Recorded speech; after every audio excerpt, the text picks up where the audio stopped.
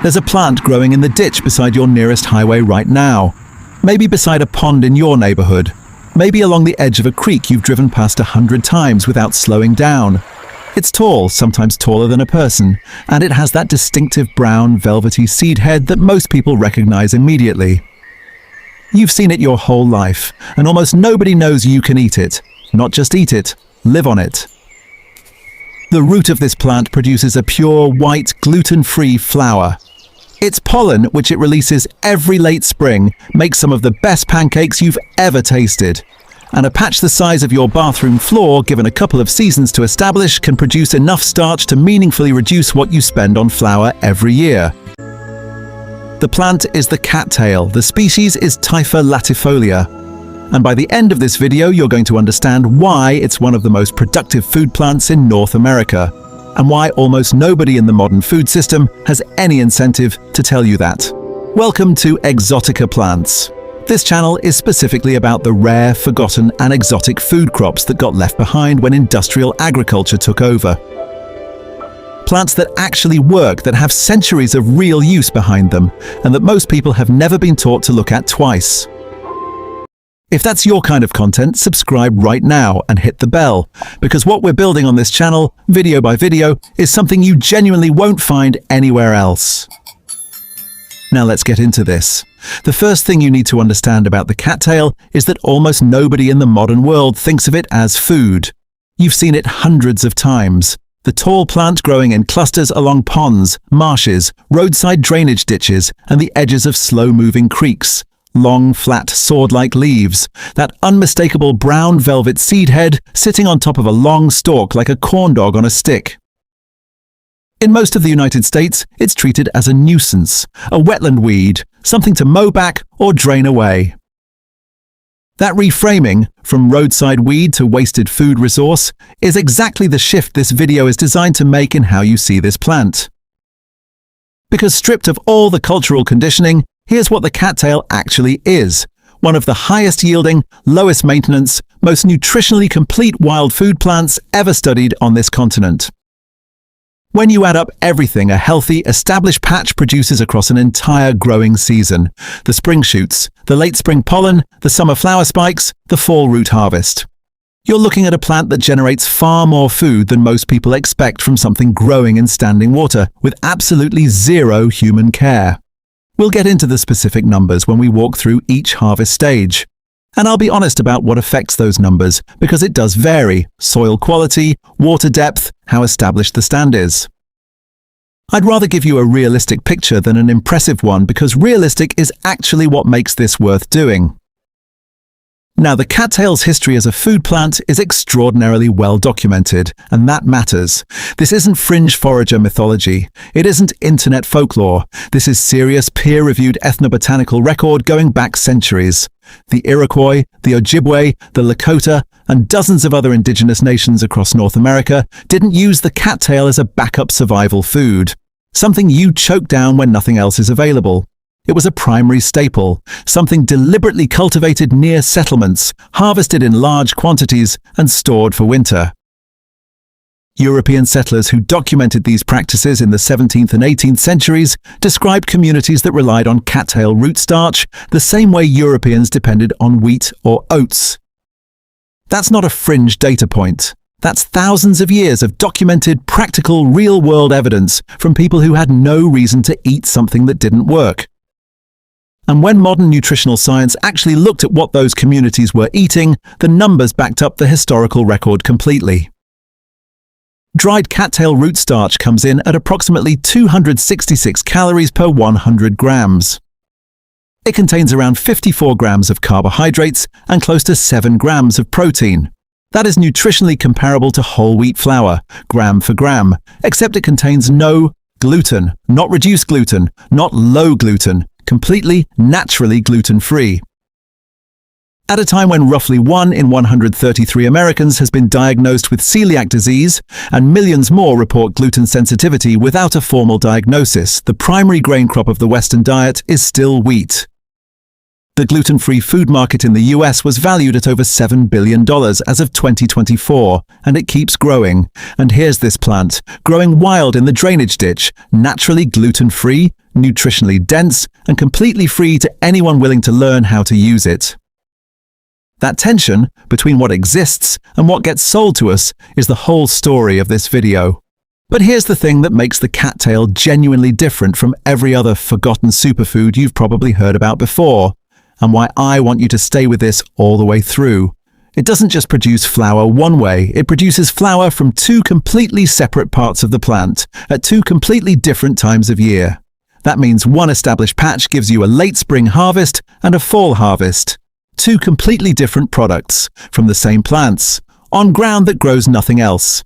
This is where most people's understanding of this plant stops at, interesting, and where yours is going to go a lot further. Because in part 2, we're going through every single edible part of this plant in the exact sequence you'd harvest them across a calendar year. And then we're walking step by step through the full root flour extraction process, so you understand exactly how this works in practice, not just in theory. If you want to understand the cattail as a real food system rather than just a curiosity, you need to think about it the way traditional harvesters did, as a calendar. Every part of this plant becomes useful at a different point in the year. And when you know the full sequence, you realize that a well-managed cattail patch is essentially a food source that never fully goes quiet. Let's walk through it in order, starting from the very first days of spring. The first harvest of the year happens in early spring, when new growth is still tightly rolled and the plants are no taller than about 18 inches. At this stage, the inner core of the shoot, the part protected by the outer leaf layers, is pale, tender, and crisp. You peel back the outer leaves exactly the way you'd peel a leek, and what you find inside looks almost like a pale green heart of palm. The flavor is clean and mild. Most people describe it as somewhere between cucumber and zucchini with a faint nuttiness. It holds its texture well under heat. Good raw in salads, excellent lightly stir-fried with olive oil and salt. If you've ever eaten young asparagus or heart of palm from a can, you already have a reasonable sense of what this is like, except fresher and free. This harvest window is short, maybe 3 to 4 weeks before the shoots get too fibrous and the flavor turns bitter. But during that window, a productive patch gives you a consistent supply of fresh vegetable material that requires nothing from you except showing up with a knife. Late spring. The pollen, the first flower. This is where things start to feel genuinely surprising, and I say that having looked at a lot of wild edible plants, this one earns the reaction.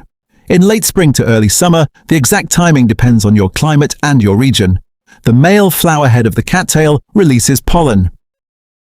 If you've ever been near a large cattail stand in late May or June, you may have noticed a faint yellowish dusting on the surface of the water or on your shoes. That's the pollen, and there is a striking amount of it. To harvest it, you go out in the morning when the pollen is freshest and most abundant. You take a large bag, a simple paper grocery bag works perfectly, bend a flower head directly into the opening and shake. Within a few seconds, the bag is filling with bright golden yellow pollen that looks somewhere between fine cornmeal and turmeric powder. It's vivid. It doesn't look like something you'd find in a ditch. From a productive, established stand, a single person can harvest a meaningful amount of pollen in an hour. I want to be accurate here. If you're working with a small container planting, you'll get proportionally less, but even a few ounces of pollen flour is enough to make the 15 minutes it takes. Completely worthwhile. From a larger natural stand, the yield gets genuinely impressive, and this pollen functions as real flour. It's rich in protein and B vitamins. Dried and stored, it works best at roughly a 50-50 ratio, mixed with your regular flour or cattail root starch. The results are striking in a way that's hard to describe without sounding like you're overselling it. Pancakes made with cattail pollen flour come out deep golden, slightly sweet, with a nutty complexity that plain white flour simply doesn't have. Breads rise well. Flatbreads have actual flavor. Historically, pollen flour was considered a premium ingredient, something used for special occasion foods, specifically because it's only available for 2 to 3 weeks per year. That scarcity is real. Which is why knowing that dried pollen stored properly in an airtight container in a cool, dark place lasts up to 12 months. That's worth paying attention to. Early summer, the green flower spikes, and that's just 2 of the 5 harvests this plant produces. Here's where it starts to feel almost unreasonable. Just before the male flower releases its pollen, the green immature flower spikes are at their most edible. These are the cylindrical green structures that precede the familiar brown velvet seed head. Firm, tightly packed, about the size of a small corn cob at this stage. You boil them for 8 to 10 minutes and eat them exactly like corn on the cob. The comparison to corn isn't a stretch. They're starchy, slightly sweet, and satisfying in a way that feels surprisingly familiar for something most people have never considered eating. Indigenous food traditions across North America treated these as a warm-weather staple vegetable, not a novelty, and it's easy to understand why once you've actually tried them. Fall and winter, the root starch, the second flower. Now we've covered everything above the waterline. This next part, the root harvest, is where the real story starts. After the first hard frost of autumn, the cattail plant pulls the majority of its stored energy down into its underground rhizomes, the thick, horizontal roots that spread beneath the mud. This is the plant preparing to survive winter, and it means that in fall and early winter, those rhizomes are loaded with dense, concentrated starch. The harvesting process is physical but straightforward. You either wade in or temporarily redirect water from your growing area, and you pull the rhizomes up by hand. They're thick and heavy, sometimes 2 feet long and close to 2 inches in diameter on a mature plant. They come up in long, connected sections. Now here's the part that most people find hardest to believe, and I want to be straight with you about the numbers. You'll see some sources online claim yields that assume perfect conditions and a fully mature, densely established stand. In practice, a well-established 10 by 10 foot patch in its second or third year in decent wetland soil can realistically yield somewhere between 20 and 40 pounds of dried root starch per fall harvest. Some growers do better. First-year plantings will do less. But even at the conservative end of that range, 20 pounds of naturally gluten-free flour from a patch of plants you didn't water, weed, or fertilize, that number is still hard to argue with. Here's the step-by-step extraction process, in plain terms. Step 1. Wash the rhizomes thoroughly. You're working with plants from wet, muddy soil, so rinse several times until the water runs clear. Step 2. Peel them. The outer skin comes away easily, revealing a white, starchy core inside. Step 3. Cut or break the peeled roots into sections, 4 to 6 inches each works well, and place them in a large bucket of clean, cold water. Step 4. Crush and squeeze. This is the core of the process. You compress each root section in your hands, working the starch out of the fibrous material into the water below. Think of it like wringing out a dense wet sponge. Some people use a wooden mallet to pound the roots first, which speeds things up considerably. Either way, the goal is the same. Force the white starch out of the fiber and into the water. Step 5. Once you've worked through all your roots, remove and discard the fibrous material. What remains in the bucket is dense, white, starchy water. Step 6. Set the bucket aside undisturbed for 2 to 4 hours. A thick, bright white layer of pure starch will settle to the bottom. The water above may look slightly cloudy, and that's normal and expected. Step 7. Carefully pour or siphon off the water, leaving the settled starch undisturbed at the bottom of the bucket. Step 8. Scoop out the wet starch and spread it in a thin, even layer on baking sheets or drying racks. You can sun-dry it in warm weather or use a low oven, around 150 to 170 degrees Fahrenheit, to dry it completely. Allow a few hours either way. What you end up with is a fine, bright white, completely gluten-free starch flour. The texture is similar to arrowroot or a light cornstarch, with a slightly earthier, nuttier character. It works beautifully as a soup and gravy thickener, and when used in baking with a proper binding agent like egg, it produces a dense, satisfying flatbread that stores well. Now, I want to address something that's probably been sitting in the back of your mind since the beginning of this video, because it sits in almost everyone's mind when they first hear about this. This sounds great, but I don't have a pond. I don't have wetland on my property. I'm not going to wade into a roadside swamp. That's a completely fair response. And the honest answer is, you don't need any of those things. A 50-gallon stock tank from any farm supply store, the kind that costs somewhere between $30 and $50, filled with heavy garden soil and topped with 4 to 6 inches of water, will support a productive cattail planting. People grow them on apartment balconies, in suburban backyard corners, in repurposed kiddie pools. Any container that holds water, gets reasonable sunlight, and is large enough to support the root system will work. Will a pair of stock tanks produce the same yield as a quarter-acre natural wetland? No, and it wouldn't be honest to suggest otherwise. But a couple of large containers can realistically produce enough pollen flour to supplement your baking for a full season, and enough root starch over a few years to make a genuine dent in your grocery bill. This is not an all-or-nothing proposition. It scales to what you actually have. The other thing I hear is, the root processing sounds like a lot of work, and I won't pretend it isn't a hands-on afternoon, but it's also the kind of process where, once you've done it once, you understand every step intuitively. And the work you put into one fall afternoon can fill your pantry with flour that stores for over a year.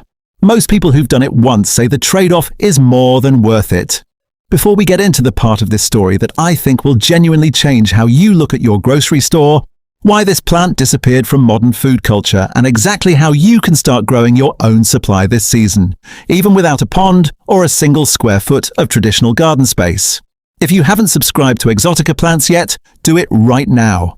This channel goes deep on the rare and forgotten food plants that most people have never heard of, and every video is the kind of thing you won't find anywhere else. Subscribe, hit the bell, and stay with me. Part 3 is where this whole story lands. Let me ask you something. If a plant exists that produces more starch per acre than wheat, grows in waterlogged ground that farmers consider agriculturally worthless, needs no soil preparation, no irrigation, no purchased seed, no fertilizer, no pesticide, is naturally gluten-free, has fed human populations for at least 10,000 years, and can be harvested in 2 separate seasons. Why does almost nobody in modern America know about it? That question has a specific answer, and I want to be careful here because this is exactly the point where videos like this one sometimes jump from legitimate observation into territory that isn't really supported. So let me give you the honest version. Why it disappeared. The real reason. The disappearance of the cattail from mainstream food culture was not a coordinated cover-up. Nobody sat in a boardroom and made a decision to bury this plant. What actually happened is more mundane, and in some ways more frustrating than any conspiracy. After World War II, the United States government, under pressure to feed a rapidly growing global population and support economic recovery, made a massive policy decision to scale industrial agriculture.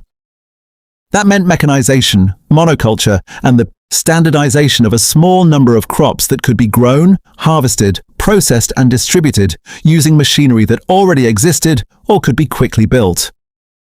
Wheat worked for that system, corn worked, soy worked. The cattail did not because it failed as a food crop, but because you cannot run a combine harvester through a flooded wetland. You cannot run a grain processing line through a fibrous root that needs to be crushed and washed rather than ground. The infrastructure investment to industrialize cattail harvesting was never made because the infrastructure for wheat already existed and was already being expanded with federal money. So the agricultural subsidies followed the infrastructure. Research institutions focused on improving yields for the crops the system was already built around. Food science developed around the properties of wheat, corn, and soy. Supermarkets built entire supply chains on products derived from them. And over a generation or two, the cultural knowledge about plants like the cattail simply faded, not because anyone suppressed it, but because nobody was teaching it, nobody was funding research on it, and nobody was making money from keeping it alive. That's not sinister, that's just how economic systems work. They optimize for what they've already built, and everything outside that infrastructure becomes invisible. But the result is the same, a genuinely useful, historically validated, naturally gluten-free food plant sitting in the drainage ditch, while people pay $6 for a bag of processed rice flour at the grocery store. So that's why it disappeared. Now, and this is the part that actually matters for you, here's how straightforward it is to bring it back. How to grow your own. The practical question is simple. How do you establish a productive cattail patch, and what do you actually need to get started? The good news is that the cattail is genuinely one of the easiest perennial food plants you can establish. Here's what you need to know, in plain terms. water. Cattails need standing or slow-moving water, ideally 6 to 18 inches deep over the root zone. This can be a natural pond edge, a constructed wetland bed, a backyard drainage area, or containers. As I mentioned earlier, large stock tanks or tubs work very well for people without natural water features on their property. Soil. They prefer muddy, nutrient-rich soil, but they're not fussy. Any heavy, consistently wet soil will support them. You do not need amended garden soil or any special growing medium. How to start? You have two reliable options. The easiest is rhizome division. If you can find an existing cattail stand near you, roadside drainage ditches, public parks, and pond edges are all common locations. You can legally harvest a small section of rhizome in early spring, bring it home and plant it in your prepared water area. It will establish quickly. The second option is direct seeding. The fluffy white seed heads contain thousands of viable seeds that germinate readily when pressed into wet soil in spring. Both methods work consistently. Growth timeline. In the first year, your planting will focus on establishing its root system below the waterline. In year 2, you'll have productive plants capable of yielding shoots, pollen, and green flower spikes in meaningful quantities. By year 3, you'll have a mature, self-sustaining stand capable of full root harvests. This is not a fast food situation. It's a perennial investment that gets more productive every year. The one management note worth taking seriously. Typha latifolia spreads aggressively by underground rhizome. In a natural wetland setting, this is a feature. It means your stand gets more productive over time without any intervention. In a managed garden or container setup, you need to stay on top of it. If you're planting in a natural pond or drainage area on your property, plan to cut back runners once a year and monitor the spread. If you're using containers or raised waterbeds, the container itself handles containment for you. Storage. Why this plant is practical for real life. Once you've got the harvest in, here's what makes this plant genuinely practical for long-term use. Dried cattail root starch stores for 12 to 18 months in airtight containers kept in a cool, dark place, a pantry shelf, a cabinet, a cool basement. This is actually longer than most commercially sold whole wheat flour, which goes rancid within 3 to 6 months of milling because of the fat content in wheat germ. Cattail starch has very low fat content, which is precisely why it stores so well. Dried pollen flour, sealed airtight and kept cool, stays viable for up to a year. Green flower spikes can be blanched and frozen. The full root starch, processed in October or November, can carry you through the following summer without losing quality. This is a plant whose annual harvest, processed properly, can realistically supply your pantry for the full 12 months between harvests. Let me be practical about this for a moment, because I think it's worth being specific. Cattail pollen flour used at a 50-50 ratio with all-purpose flour or your regular gluten-free blend makes excellent pancakes, waffles, and quick breads. The golden color is striking and the flavor is genuinely good. Nutty, slightly sweet, noticeably more interesting than plain white flour.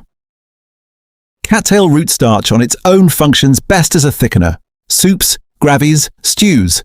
It behaves similarly to arrowroot starch in this application. For baking, it works well in flatbreads and crackers when combined with a binding agent. It doesn't behave exactly like wheat flour in all applications. I want to be honest about that. But for someone managing celiac disease or a gluten sensitivity, having a pantry full of a naturally gluten-free starch that costs you one afternoon of processing is a genuinely different kind of food security than what a grocery store provides. The cattail didn't disappear because it failed. It disappeared because it couldn't be industrialized. And that is a very different thing. It couldn't be turned into a commodity. It couldn't be patented, packaged, and sold back to you at a markup. It grows in the margins, literally in the margins, in the ditches and edges and overlooked wet spaces, and it keeps producing whether anyone pays attention to it or not. There are dozens of plants with histories like this one, plants that fed civilizations that were sidelined not because of any failure on their part, but simply because they didn't fit the infrastructure that economic systems decided to build. Plants that are still out there, still growing, still nutritious, still waiting. That's what this channel is here to document. One deep dive at a time. The rare, the forgotten, and the exotic food crops that belong back in human hands, not locked behind supply chains. If you want to be here for every one of those videos, subscribe now and hit the bell so you actually see them when they go up. And leave a comment below. Have you ever driven past cattails your whole life without knowing what they were? Because I think most people watching this have. And if you've already experimented with any part of this plant, I genuinely want to hear how it went. That's exactly the kind of real-world experience this community is built around. The next video is already on the channel. I'll see you there.